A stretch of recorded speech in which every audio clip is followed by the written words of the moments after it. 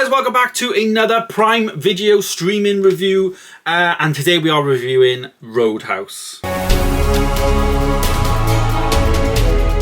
Roadhouse is the new movie starring Jake Gyllenhaal, directed by Doug Liman. Lehman. I've actually said that before. I feel like I've said that before. Oh yeah, Chaos Walking. He directed Chaos Walking. Yeah, that Chaos movie with Tom Holland and Daisy Ridley. Anyways, Roadhouse is a new movie on Amazon Prime Video starring Jake Gyllenhaal, as I said, but it also is a remake of a Patrick Swayze movie from, I believe, the 80s. Now, I'm watching this as somebody who has never seen that. To be honest, not really interested in going back and watching that.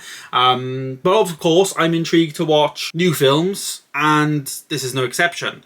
Is it a good film? So in a nutshell, basically, Roadhouse is the name of a bar. It is what it is, a bar on the road, a roadhouse.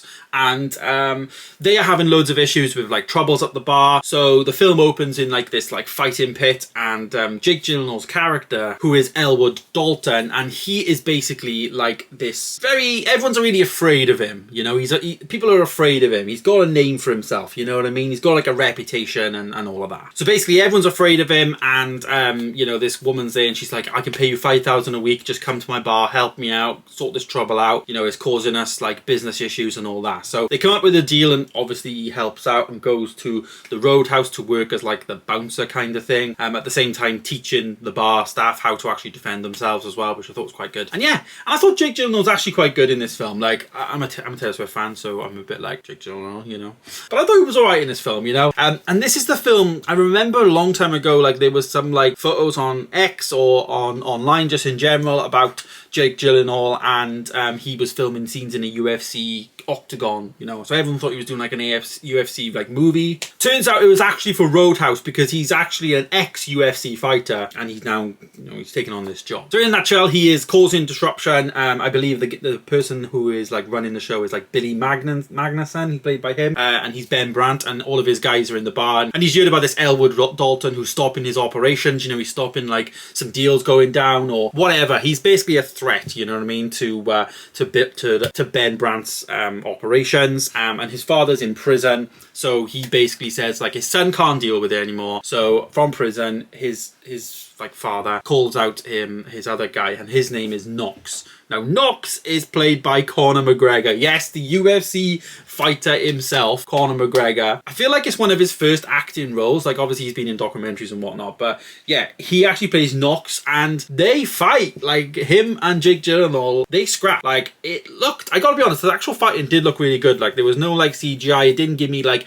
wrestling feel or anything like that. It actually did look very authentic and pretty good for a streaming movie, I'm not gonna lie. That being said though, it did feel to me like a streaming movie. It's hard to put my finger on why it made me feel like a streaming movie, but it just did. There was a part of the film that just unsettled me, unnerved me, and I didn't really like how it actually made me feel. It just gave me the vibes of that streaming movie vibes. It's hard to explain, as I say, but it was there, it was prominent, you know. For the most part though, I thought Jake Gyllenhaal was quite good in the film.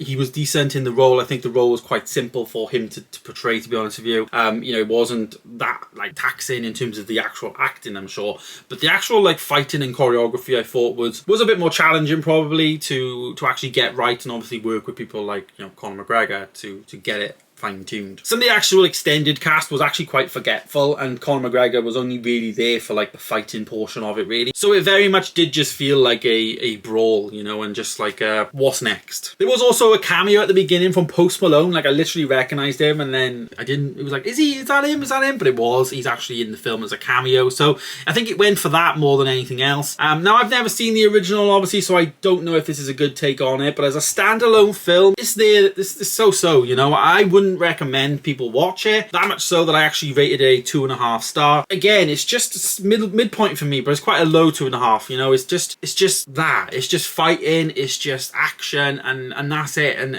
there's no real substance to what's actually happening. You don't feel invested in like the bar owner, who is actually Ellie. You don't actually feel invested in her story. Like you don't really care that they're fighting in the bar, you know. There's no emotion behind it, so I just gave it a 2.5 star because I think, you know, it was just midpoint for me. So there it is, guys. There's my review of Roadhouse. As I say, watch it if you want. I wouldn't recommend, but yeah, 2.5 star. Thanks for watching, guys. Let me know your thoughts down below. Have you seen Roadhouse? Of course, please do subscribe if you are new here, and I will see you in the next one. Goodbye.